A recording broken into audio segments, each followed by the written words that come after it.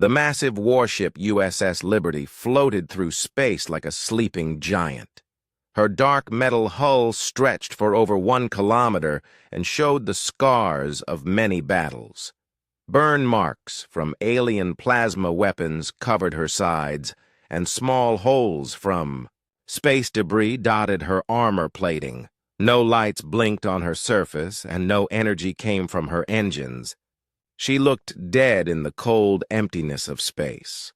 Captain Jake Morrison sat very still in his command chair on the dark bridge. Only the soft red glow of emergency lights lit his weathered face. His brown hair had gray streaks now, and lines marked his forehead from 3 months of stress and loss.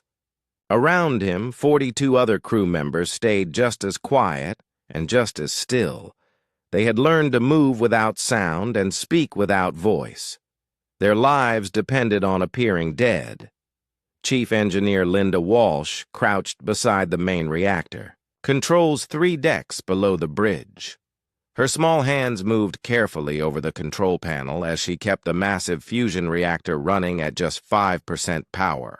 The reactor that could power a small city now barely gave enough energy to keep life support working and the emergency lights on. She had spent weeks learning how to mask the energy signature so alien sensors would read nothing but cold metal.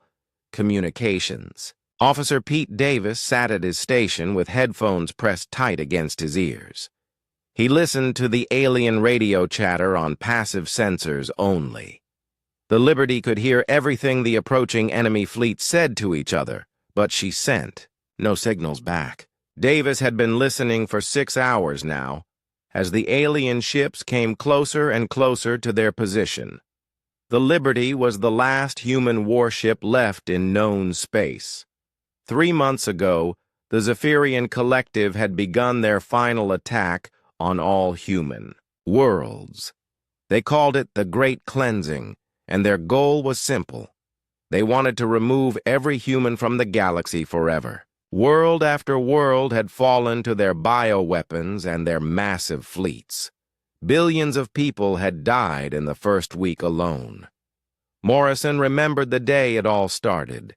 He had been in command of the Liberty for 2 years, and she was the pride of the human fleet. Built in the orbital shipyards above Earth, she carried the most advanced weapons and the strongest armor that human technology could create. Her crew of 800 was the best trained in space. They thought they were ready for anything. They were wrong. The Zephyrians brought technology that humans had never seen before. Their weapons could burn through the strongest human armor, like it was paper. Their bioweapons could kill entire planets in days. Their ships moved faster than anything in the human fleet, and they had thousands of them. The human military that had seemed so strong was crushed in weeks. Morrison and his crew had fought in 12 major battles during those terrible weeks. They had watched other human ships die around them as the alien weapons tore them apart. The Liberty had taken hit after hit, but she kept fighting. Her armor held and her weapons struck back hard. She became known as the Ghost Ship because she appeared at battles where humans were losing and helped them escape. The last battle had been at New Geneva Colony. The Zephyrians had surrounded the planet and were beginning to drop their bioweapons when the Liberty arrived. Morrison knew they could not win the fight, but there were still civilian transports on the surface trying to evacuate people. The Liberty attacked the alien fleet alone and drew their fire while the transports escaped to hyperspace. The battle lasted for 6 hours. The Liberty took damage that would have destroyed any other ship, but she kept fighting. Her main guns went, silent one by one as alien fire destroyed them. Her armor was torn open in dozens of places. Half her crew died at their stations. But the civilian transports got away, and that was what mattered. When the battle ended, the Zephyrians thought they had destroyed the Liberty. She had stopped firing and was drifting away from the planet with no power signature. The aliens were busy with their planet killing and did not bother to check if she was really dead. They made a mistake. Morrison had ordered all power shut down, except for minimum life support. The Liberty looked dead, but her crew was still alive. They drifted in space for 2 weeks while the aliens finished destroying New Geneva. When the enemy fleet finally left the system, Morrison brought his ship back to life. They had talked about what to do next. They could try to reach the human colonies in the outer rim, but those were falling too. They could hide in some empty system and wait for the war to end, but they all knew how it would end. Or they could make their deaths count for something. Deep in the Liberty's core was Project Prometheus. It was humanity's most secret weapon, and Morrison had orders to never use it except in the most desperate situation. That situation had arrived. The project was a quantum resonance device that could tear holes in space itself. The energy release would destroy everything within a light-year radius, including whatever ship carried it. It was a suicide weapon, the ultimate last resort. Command had built it hoping they would never need to use it. But they had also built it knowing that someday they might face an enemy that left no choice. The Zephyrians were that enemy. Morrison looked around his dark bridge at the faces of his remaining crew. They were all volunteers. Everyone who wanted to leave had been given that chance when they stopped at the last human outpost 3 weeks ago. These 43 people had chosen to stay, and they all knew what that meant. They were not trying to survive this mission. They were trying to make their deaths save as many humans as possible. Navigation Officer Ryan Clark checked his instruments and whispered that the alien fleet was now only 1 hour away. The Zephyrian ships were massive things that looked like living creatures instead of machines. Their biotechnology had grown hulls that could heal themselves and weapons that adapted to whatever they fought. The lead ship was over 2 kilometers long and carried enough firepower to destroy entire fleets. Weapons specialist Carl Johnson ran final checks on the few guns they had left working. Not that they planned to use them in normal combat. The Liberties. Weapons were now just part of the deception. When the aliens boarded, they would find a ship that looked like it had died fighting instead of one that was playing dead.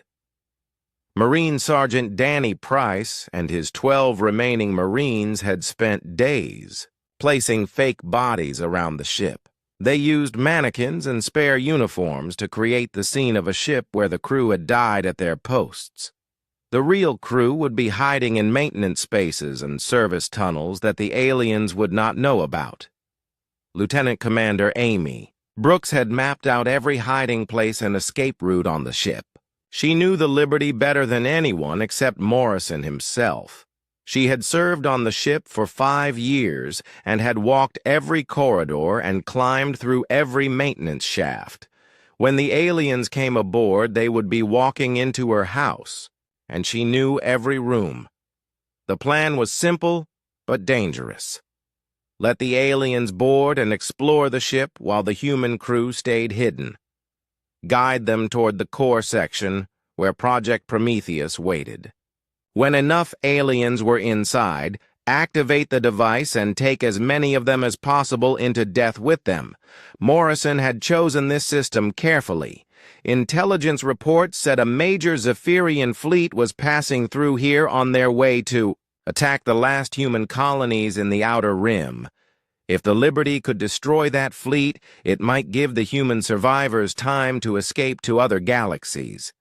It was a slim hope, but it was the only hope left.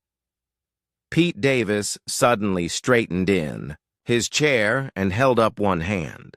The alien chatter had changed. The fleet commander was giving orders to prepare boarding parties. They had taken the bait. The Zephyrians saw a dead human warship and wanted to claim it as a prize. Morrison stood slowly and looked out at the approaching alien ships. Their biohulls glowed with strange colors, and their weapon ports looked like mouths full of teeth. In a few minutes they would be alongside the Liberty, and the final act would begin. He thought about Earth and wondered if anyone was still alive there. He thought about the human colonies that might escape to other galaxies and build new homes among distant stars. He thought about his crew and how they had chosen to die so others might live. The Liberty drifted silent and dark as the alien fleet surrounded her. Soon alien boots would walk her corridors and alien hands would touch her controls. But she was not as dead as she appeared, and her crew was ready for one last fight. The Zephyrian mothership Eternal Tide moved alongside the silent Liberty like a massive predator approaching wounded prey. The alien vessel was a thing of dark beauty with its bio-grown hull that pulsed with veins of light. Weapon ports that looked like breathing gills opened and closed along its sides. The ship was alive in ways that human technology could never match. Admiral Kethvar stood on the bridge of his flagship and studied the human warship through the viewing screen. The reptilian commander was over 7 feet tall, with scales that shifted from green to gold depending on his mood. His eyes were large and black with no visible pupils. 4 arms ending in clawed hands moved with precise grace as he gave orders. To his crew, the Admiral had personally overseen the destruction of 15 human worlds. He took pride in his efficiency and his complete understanding of human military tactics. In his experience, humans were predictable creatures who fought with desperate courage but little imagination.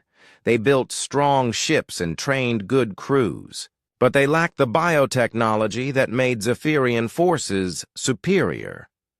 Looking at the Liberty, he saw exactly what he expected to see: a human warship that had fought hard and died fighting. The damage patterns on her hull told the story of her final battle. Plasma burns from Zephyrian weapons covered her armor, and several of her main gun turrets had been completely destroyed. She drifted without power or life signs, another trophy for the collective. But Kethvar wanted more than just a trophy. He wanted to walk through humanity's greatest warship and see their technology with his own eyes. The Liberty was famous even among Zephyrian forces. She had appeared at 7 major battles and had always managed to escape when other human ships died. Her crew had earned grudging respect from alien commanders who usually saw humans as nothing more than pests to be eliminated. The Admiral ordered his boarding teams to prepare. Elite Zephyrian warriors filled the biopods that would carry them to the human ship. These soldiers were bred for combat with enhanced reflexes and natural armor plating under their skin.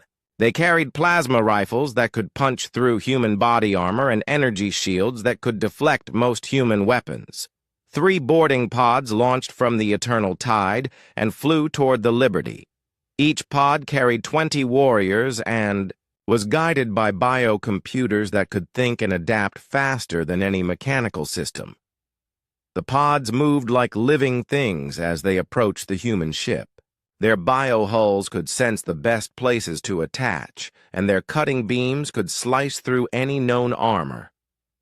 Inside the Liberty's maintenance tunnels, Lieutenant Commander Amy Brooks watched the alien approach on her handheld scanner.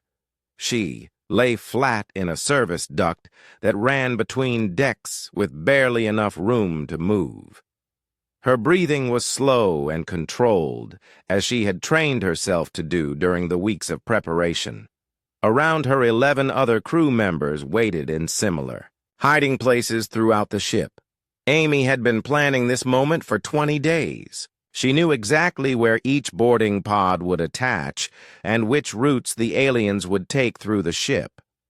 She had studied Zephyrian tactics from intelligence reports and had learned to think like they did. The aliens would move systematically, through the ship from the outside toward the center. They would be looking for anything valuable and would not expect resistance from a dead crew. The first boarding pod attached to the Liberty's main airlock with a wet sound like something organic, growing against metal. Biotendrils from the pod wrapped around the airlock and began secreting acid that would eat through the outer door. It was standard Zephyrian procedure and exactly what Amy had expected them to do. Marine Sergeant Danny Price felt the vibration through the hull as the aliens began cutting their way inside. He crouched in a supply closet near the main corridor with two of his Marines. They had removed their armor and wore maintenance uniforms that would help them blend in with the ship's crew if spotted. Their weapons were hidden, but ready. Danny had fought Zephyrians before at the Battle of Kepler Station. He knew they were fast and strong and very hard to kill. Their natural armor could stop small arms fire, and their reflexes were enhanced beyond human levels. But they had weaknesses, too. They relied heavily on their biosensors and could be confused by unexpected tactics. They also tended to think in patterns that could be predicted and exploited. The cutting beams finished their work in the first. Airlock door fell inward with a crash. Zephyrian warriors poured through the opening with weapons ready. They moved in perfect formation with each soldier covering a specific area. Their biosensors swept the corridor for any signs of life while their enhanced hearing listened for the smallest sound. They found exactly what they expected to find. Empty corridors lit only by emergency lighting. The air smelled of burned electronics and human death. Their sensors detected no movement and no energy signatures except for minimum life support. The ship appeared to be completely dead. The alien warriors split into 3 groups and began moving through the ship. One group headed toward the engine room to secure the reactor. Another moved toward the bridge to claim the command center. The third group began a systematic search of the crew, quarters and common areas. They moved with military precision, but without the caution they would have shown on a living ship. Admiral Kethvar came through the airlock with the second wave of boarders. He wanted to personally inspect this famous human vessel while his warriors secured it. The corridor was larger than those on Zephyrian ships and had a cold mechanical feeling that he found distasteful. Humans built their ships like machines instead of growing them like living things. As the Admiral walked deeper into the ship, he noticed details that impressed him despite his prejudices. The Liberty's construction was solid and functional with redundant systems and heavy armor throughout. Her designers had built her to survive damage that would destroy most ships. She was a weapon of war in every sense, and her crew had clearly known how to use her. The group, heading for the bridge, found bodies scattered in the corridors. Human crew members had apparently died at their posts during the final battle.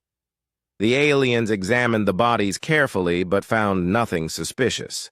They were clearly dead and had been for some time. The boarding team continued toward the bridge, without concern. Chief Engineer Linda Walsh watched the aliens pass beneath her hiding place in the overhead maintenance space. She counted 20 warriors moving in formation toward the engine room where she had spent the last 5 years of her life. They would find the reactor running at minimum power and would assume it was automatic emergency systems keeping life support working. Linda had spent days preparing for this moment.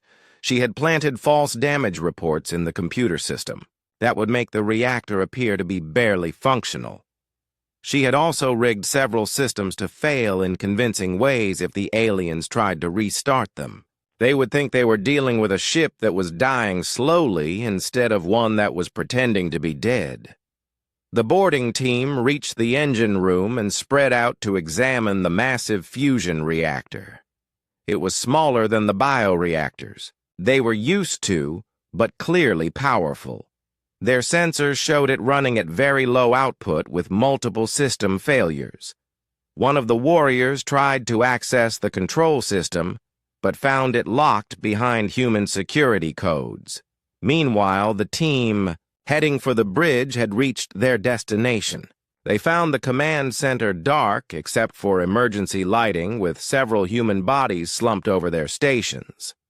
The main view screen was cracked, and several control panels showed signs of battle damage. It looked like the bridge crew had died fighting until the end. Admiral Kethvar entered the bridge and walked slowly around the command center.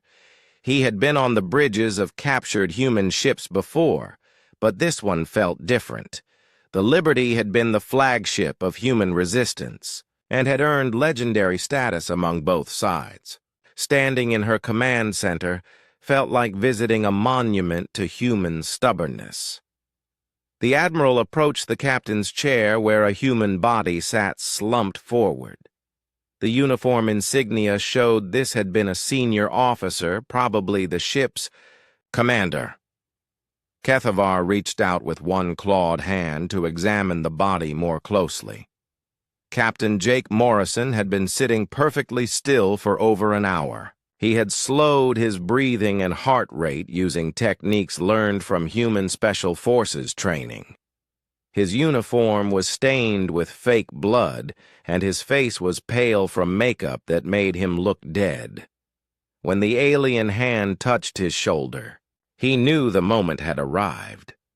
Morrison's eyes snapped open, and he stood up smoothly from his chair. The Admiral stepped back in shock as the supposedly dead human turned to face him. Around the bridge, other bodies began to move as the crew revealed themselves to be very much alive. Morrison looked directly into the alien commander's black eyes and spoke in a calm, steady voice that carried across the silent bridge. He welcomed the Admiral aboard his ship and said he had been waiting for this moment. Behind him, his crew sat up at their stations and began bringing the bridge back to life. The trap was finally sprung. Emergency bulkheads slammed shut throughout the Liberty, separating the alien boarding parties into isolated groups. The humans knew every corridor and service tunnel in their ship, while the aliens were now trapped in unfamiliar territory. The Liberty transformed from a silent tomb into a maze of death in less than 30 seconds. Emergency bulkheads that had been hidden in the walls slammed down across every major corridor, cutting the ship into dozens of separate sections. The Zephyrian boarding parties found themselves trapped in small groups with no way to communicate with each other or their mothership. Admiral Kethvar stared in shock at the human captain, who stood calmly before him. Morrison looked older than most human military commanders, with gray streaks in his brown hair and lines around his eyes that spoke of hard decisions and heavy losses. But there was no fear in his expression, only a quiet determination that made the alien admiral suddenly uneasy. The bridge crew moved with practiced efficiency as they brought their stations back online. Communications Officer Pete Davis activated jamming systems that would block all alien transmissions. Navigation Officer Ryan Clark began sealing off sections of the ship according to a plan they had rehearsed dozens of times. Weapons Specialist Carl Johnson powered up the internal defense systems that most ships did not even have. Morrison had spent weeks planning for this moment. He knew the Zephyrians would board his ship if they thought it was helpless. He also knew their tactics and their weaknesses. The aliens were used to fighting in open space or on planetary surfaces where their superior technology gave them every advantage. Inside a human ship built for war, they would find themselves playing by different rules. 3 decks below, Chief Engineer Linda Walsh emerged from her hiding place and began the next phase of the plan. She moved quickly through maintenance tunnels toward the atmospheric control station. The Liberty's life support system was designed to keep humans alive in the hostile environment of space, but it could also be modified to work against air-breathing aliens. Linda had spent days preparing a special mixture of gases that would be harmless to humans but would cause problems for Zephyrian respiratory systems. The aliens breathed a nitrogen-oxygen mixture similar to humans, but their metabolism was different. The compounds she had prepared would make them dizzy and slow their reflexes without being immediately deadly. She reached the atmospheric station and began releasing her chemical cocktail into the ship's air supply. The mixture would take several minutes to spread through the alien-occupied sections, but when it did, the Zephyrians would find themselves fighting not just the human crew, but the ship's atmosphere itself. Marine Sergeant Danny Price led his team through service corridors that ran parallel to the main passages. They moved like ghosts through their own ship using maintenance shafts and emergency tunnels that the aliens did not know existed. Danny had walked these passages thousands of times during his 5 years aboard the Liberty, and he could navigate them in complete darkness. His target was a group of 20 Zephyrian warriors who were trapped in the main cargo bay. The aliens were trying to cut through the emergency bulkhead with their plasma weapons, but the Liberty's armor was designed to withstand such attacks. They would eventually break through, but it would take time and effort that Danny did not plan to give them. The cargo bay had been prepared for this moment. Hidden weapons lockers contained human firearms designed specifically for fighting Zephyrians. Shaped charges had been placed at key structural points where they could bring down sections of the overhead deck. Motion sensors would tell the humans exactly where their enemies were located. Danny and his Marines reached their positions in the overhead spaces above the cargo bay. Through small observation ports, they could see the aliens below working frantically to escape their trap. The warriors were impressive physical specimens standing nearly 8 feet tall with natural armor plating under their scaled skin. Their weapons were organic things that looked more like living creatures than mechanical devices, but size and strength would not help them in this fight. Danny activated the first part of his trap, and sections of the overhead deck collapsed onto the aliens below. The falling debris did not kill them, but it separated them and created confusion. Before they could recover, Danny's Marines opened fire through concealed firing ports. The humans used weapons that fired explosive rounds designed to penetrate Zephyrian armor. Each shot was carefully aimed at gaps in the natural plating or at joints where the armor was thinner. The aliens had expected to face human weapons designed for fighting other humans, not specialized anti-Zephyrian ammunition. The battle in the cargo bay was brief but intense. The trapped aliens fought back with their plasma rifles, but they could not see their attackers who fired from hidden positions throughout the chamber.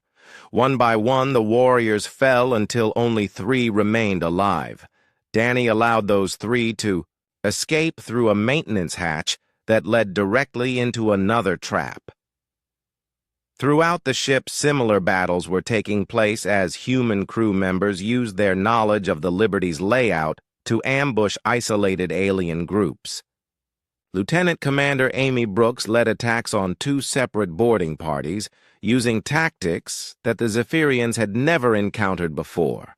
Amy had studied alien psychology and knew that the warriors were trained to fight as units with each member, supporting the others. When separated, they became less effective and more likely to make mistakes. She used the ship's internal structure to break up their formations and then attacked them individually. In the crew quarters section, Amy's team had prepared rooms that looked normal but contained hidden dangers. Motion sensors would trigger shaped charges when aliens entered certain areas. Fake floor panels would collapse, dropping warriors into lower decks where more humans waited with weapons. Even the ship's gravity system had been modified to create zones where the aliens would find movement difficult. The Zephyrians were learning that fighting inside a human warship was very different from fighting in open space. Every corridor could be a kill zone, and every room might contain hidden enemies. The humans knew every bolt and wire of their ship, while the aliens were stumbling through unfamiliar territory. Admiral Kethvar tried to maintain communication with his scattered forces but found his signals being jammed by human electronic warfare systems. The bridge of the Liberty had become a command center for guerrilla warfare as Morrison's crew coordinated attacks throughout the ship. The captain stood calmly at the center of it all, giving orders with the same tone he might use to request coffee. The atmospheric attack began to take effect as Linda's chemical mixture spread through the ship's air supply. Zephyrian warriors found themselves breathing air that made them feel dizzy and confused. Their enhanced reflexes slowed and their natural coordination began to fail. Some of the aliens tried to use emergency breathing gear, but found that the humans had anticipated this and had sabotaged their equipment. Navigation Officer Ryan Clark monitored the progress of the battle from his station. Computer displays showed the location of every alien group and the status of every trap the humans had prepared. The Zephyrians were being systematically hunted through their own prize, and they were beginning to realize that they had walked into something far more dangerous than a simple boarding action. The aliens began to regroup and coordinate their efforts. Despite the jamming and the atmospheric attack, they were elite warriors who had conquered dozens of worlds, and they would not be defeated easily. Admiral Kethvar ordered his remaining forces to concentrate their efforts on reaching the ship's core where they might find the main computer systems and regain control. Morrison had expected this move. The alien commander was thinking like a military officer trained in conventional tactics. Secure the bridge, control the ship, and eliminate the crew. It was logical and predictable, and exactly what the human captain wanted him to do. Every step toward the Liberty's core would bring the aliens closer to Project Prometheus and humanity's final surprise. Dr. Susan Taylor emerged from her hiding place in the medical bay and began the next phase of the plan. As the ship's chief medical officer, she knew more about Zephyrian biology than anyone else on the crew. She had spent months studying captured alien technology and had learned how their bioweapons and healing systems worked. The medical bay contained supplies that could be weaponized against the aliens. Certain human medications were toxic to Zephyrian metabolism and could be dispersed through the ship's atmosphere. Electromagnetic devices used for human medical treatment could disrupt the biotechnology that the aliens relied upon. Even the ship's medical scanners could be modified to interfere with alien biosensors. Susan began releasing her medical cocktails into the air supply, adding to the chemical attack that Linda had already started. The combination would make the aliens increasingly sick and disoriented as the battle continued. It was biological warfare at its most basic level, using the ship's own systems as weapons. The remaining Zephyrian forces began their push toward the ship's core, fighting through human ambushes and dealing with the increasingly hostile environment. They left bodies behind at every bulkhead and in every corridor, but they continued to advance. Their biotechnology began adapting to some of the human countermeasures, and their tactics evolved to deal with the guerrilla warfare. But adaptation took time, and time was something the aliens did not have. With every minute that passed, more of them fell to human attacks or succumbed to the atmospheric poisoning. The surviving Zephyrian warriors fought their way through the Liberty's corridors like wounded animals seeking escape from a trap they finally understood. Of the original 60 elite soldiers who had boarded the human ship, only 38 remained. alive. Each step toward the core had cost them blood, and each victory felt more like defeat. Admiral Kethvar led the largest group of survivors as they approached the massive blast doors that protected the Liberty's central core section. The Admiral's golden scales had darkened to deep bronze, showing his stress and anger. He had underestimated these humans, and his warriors had paid the price. But he was still alive, and he still commanded enough firepower to complete his mission.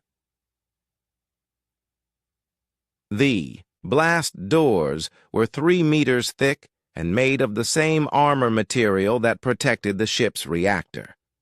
Normally, such barriers would require heavy weapons to breach, but the Zephyrians carried plasma cutters designed for exactly this purpose. The biotechnology weapons began eating through the metal with focused beams of superheated matter. Captain Morrison stood in the Liberty's core chamber and watched the cutting beams work on his monitors. The chamber was vast enough to hold a small building and rose through 5 decks of the ship's center section. At its heart stood Project Prometheus, looking like a massive metal cylinder surrounded by control systems and safety barriers. Morrison's remaining crew had gathered in the core chamber for their final stand. 43 humans faced what they knew would be their last battle. Chief Engineer Linda Walsh stood at the main control console running final checks on the quantum resonance device. Her hands moved steadily over the controls, despite knowing that activating the system would kill everyone in the chamber, including herself. Communications Officer Pete Davis had abandoned his jamming equipment and now carried a human assault rifle. The weapon looked small in his hands, but it fired armor-piercing rounds that could penetrate Zephyrian natural plating. He had never been a soldier, but 3 months of war had taught every member of the crew how to fight. Marine Sergeant Danny Price positioned his remaining Marines at defensive points around the chamber. They had prepared the room for battle with concealed firing positions and overlapping fields of fire. The aliens would have to cross open ground under heavy fire to reach the control systems. It would be costly, but Danny knew the aliens would pay any price to stop what they thought was a human superweapon. Navigation Officer Ryan Clark worked at a secondary control station preparing backup systems for Project Prometheus. If the main controls were damaged, he could activate the device from his position. The activation sequence required 2 people working together as a safety measure, but both Morrison and Linda knew the codes. Dr. Susan Taylor checked her medical supplies one final time. She carried stimulants that would keep wounded crew members, fighting and pain blockers that would allow them to ignore injuries. She also carried a special injection for herself and anyone else who chose to use it. The injection would cause instant death without pain for those who preferred not to face whatever the aliens might do to prisoners. Weapons specialist Carl Johnson had rigged the chamber's lighting and life support systems to explode when triggered, remotely. The explosions would not damage Project Prometheus, but they might kill or blind attacking aliens. Every system in the chamber had been weaponized in some way to give the defenders every possible advantage. Lieutenant Commander Amy Brooks stood beside Captain Morrison and watched the blast doors on the main display. The cutting beams were almost through the thick armor, and soon the aliens would pour into the chamber. She had known Morrison for 6 years and had served as his second-in-command for 3.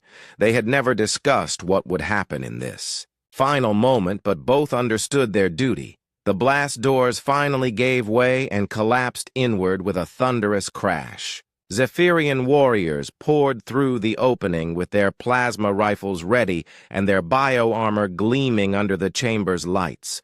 They expected to find cornered humans preparing to surrender or beg for mercy. Instead, they found a prepared, defensive position and determined soldiers ready to fight to the death. Admiral Kethvar entered the chamber behind his warriors and stopped when he saw Project Prometheus. The massive device dominated the center of the room and pulsed with barely contained energy. Even from a distance, the Admiral could feel the power radiating from the quantum resonance system. His biosensors screamed warnings about unstable energy, fields, and dangerous radiation levels. The Admiral had seen many human weapons during the war, but nothing like this. The device was clearly not meant for normal combat. Its energy signature was unlike anything in Zephyrian technology, and the safety barriers around it suggested something far more dangerous than conventional explosives. For the first time since boarding the Liberty, Admiral Kethvar began to suspect that he had made a terrible mistake. Captain Morrison stepped forward so the aliens could see him clearly.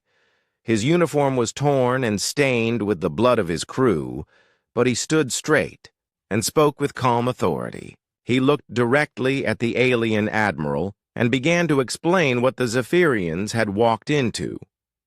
Morrison told them about Project Prometheus and what it was designed to do. The quantum resonance device was not a weapon in the traditional sense, but something far more destructive. When activated, it would tear apart the fabric of space and time itself, creating an expanding field of destruction that would consume everything within a light-year radius. The captain explained that the device was humanity's answer to genocide. When faced with complete extinction, the human race had chosen to build something that could take their enemies with them into death. The Liberty carried enough destructive power to wipe out the entire Zephyrian fleet and leave nothing but empty space where they had been. Admiral Kethvar listened with growing horror as he realized the implications. The humans were not trying to win this battle or escape to fight another day. They were planning to destroy themselves and take as many Zephyrians as possible with them. It was not warfare, as the collective understood it, but something far more primitive and terrifying. Dr. Susan Taylor stepped beside Morrison and revealed the final piece of the puzzle. The human crew was not trying to survive this encounter. They had chosen to sacrifice themselves to give the last human colony ships time to escape to other galaxies. The Liberty's destruction would eliminate the Zephyrian fleet that was supposed to hunt down those fleeing civilians. The aliens realized they were facing an enemy that was willing to commit suicide rather than submit to conquest. Every military doctrine in the Zephyrian arsenal assumed that opponents would eventually surrender when faced with overwhelming force. The concept of mutual destruction was alien to their way of thinking. Chief Engineer Linda Walsh began the activation sequence for Project Prometheus. The massive device responded with increasing energy pulses that made the air itself vibrate. Warning lights flashed throughout the chamber as the quantum fields built toward critical mass. The safety barriers began retracting automatically as the system prepared for its one and only use. The Zephyrian warriors opened fire with their plasma rifles, trying to stop the activation. Human defenders returned fire from their concealed positions as the chamber erupted into battle. Alien plasma bolts struck human cover while armor-piercing rounds tore through Zephyrian natural plating. The air filled with smoke and the screams of wounded soldiers from both sides. Morrison drew his sidearm and fought alongside his crew, knowing that every second of delay brought Project Prometheus closer to activation. The quantum resonance device could not be stopped once it reached critical mass. The laws of physics would take over, and nothing in the known universe could prevent the cascade reaction that would follow. Admiral Kethvar tried desperately to order his fleet to retreat, but the Liberty's jamming systems blocked all transmissions. The human ship had become a tomb for everyone aboard, and the aliens outside had no way of knowing what was happening. They would sit and wait for their boarding parties to report success until it was far too late to escape. Linda Walsh fell with a plasma bolt through her chest, but managed to complete the primary activation sequence before she died. Backup systems took over automatically and continued the process toward critical mass. Navigation Officer Ryan Clark reached the secondary controls and began inputting the final codes that would release humanity's ultimate weapon. The battle raged around Project Prometheus as both sides fought with desperate courage. Humans and aliens died together in the shadow of the device that would soon kill them all. The energy pulses grew stronger, and the quantum fields began to destabilize space itself. Morrison looked around the chamber at his dying crew and felt a moment of perfect clarity. They had chosen this fate not from despair but from hope. Somewhere beyond the stars, human ships carried the survivors of their species toward new homes in distant galaxies. The Liberty's sacrifice would give those refugees the time they needed to disappear into the infinite universe. The captain raised his voice over the sound of battle and spoke his final words to the alien admiral. He told Kethvar that this was how humans answered genocide, and this was why the Zephyrian Collective would ultimately fail. Some species could be conquered, but humanity would burn bright rather than fade quietly into extinction. The Liberty's core chamber became a battlefield where the last act of humanity's war played out in blood and fire. Zephyrian plasma bolts cut through the air like burning spears while human bullets answered with deadly precision. The massive form of Project Prometheus dominated the center of the fighting as its energy field grew stronger with each passing second. Admiral Kethvar realized too late that he faced an enemy unlike any the Zephyrian Collective had encountered before. These humans were not fighting to win or to survive. They were fighting to ensure their deaths would cost the aliens as much as possible. It was a form of warfare that violated every principle the Collective understood about rational behavior. The Admiral tried to reach the Liberty's communication systems to warn his fleet, but Captain Morrison had planned for this moment. The ship's jamming equipment was hardened against damage and powered by independent systems. Even if the aliens destroyed the main transmitters, backup units would continue blocking all signals until the ship itself was destroyed. Communications. Officer Pete Davis fell with alien claws across his throat, but not before he completed his final task. He had rigged the communication systems to broadcast a single message on all frequencies when Project Prometheus reached critical mass. The message would tell any surviving humans what had happened here and why the Liberty chose to die. Marine. Sergeant Danny Price led his remaining soldiers in a desperate charge across the chamber. They had run out of cover and ammunition was running low. The only way to buy more time for the activation sequence was to engage the aliens in close combat, where superior numbers would not help as much. Danny knew it was suicide, but dying well was all they had left. The Marines crashed into the Zephyrian line with rifle butts and combat knives. Human determination met alien strength in brutal hand-to-hand fighting. Danny managed to kill 2 warriors with his knife before plasma fire burned through his chest. He fell knowing that his sacrifice had bought the precious seconds needed for humanity's final weapon. Navigation Officer Ryan Clark continued working at the secondary control station even as alien fire exploded around him. The backup activation system required constant manual input to prevent safety protocols from shutting down the device. His hands moved steadily over the controls, while blood ran from wounds in his arms and shoulder. Clark had studied quantum physics at the academy and understood exactly what Project Prometheus would do when it activated. The device would create a tear in space-time that would expand at near-light speed, consuming everything in its path. The energy release would be visible from other galaxies and would leave an empty sphere of space where a star system had been. Chief. Engineer Linda Walsh's body lay beside the main control console, but her work lived on in the systems she had spent years preparing. Project Prometheus continued its activation sequence automatically as quantum fields built toward the critical threshold. The device had been designed to be unstoppable once started, and even Linda's death could not halt the process she had begun.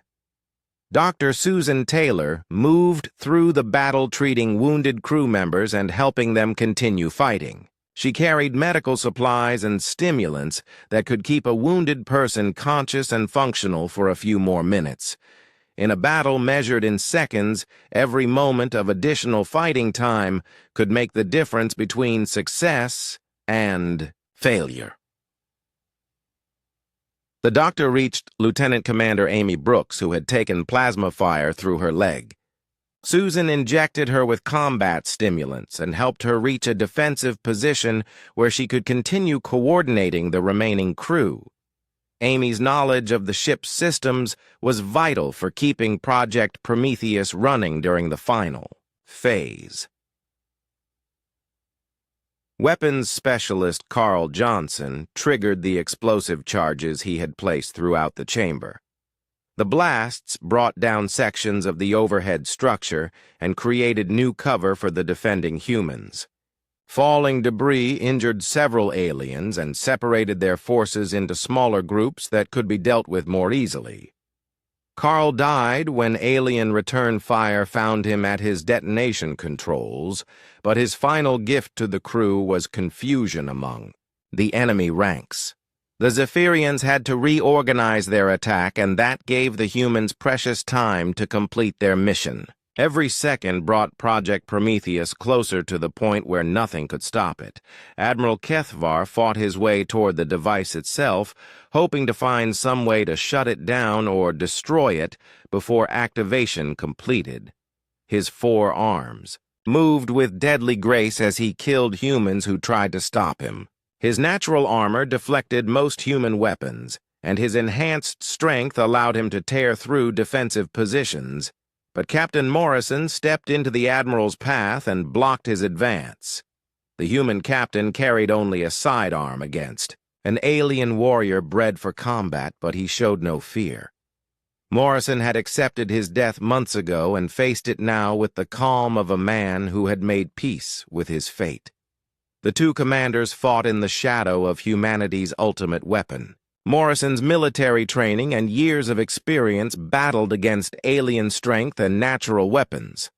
The captain managed to wound the Admiral with his pistol before alien claws opened his throat. He fell knowing that he had bought the final seconds needed for activation. Lieutenant Commander Amy Brooks dragged herself to the main control station and began the last phase of the activation sequence. Her hands shook from blood loss and combat stimulants, but her training guided her through the complex procedures. Project Prometheus was almost ready, and only a few more commands were needed to release its power. Admiral Kethvar reached the device controls just as Amy completed the final sequence.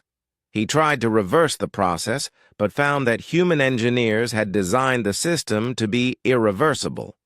Once past the critical threshold, Project Prometheus would complete its mission regardless of any outside interference. The quantum cascade had begun, and physics itself would finish what humans had started. The Admiral realized that his entire fleet was doomed.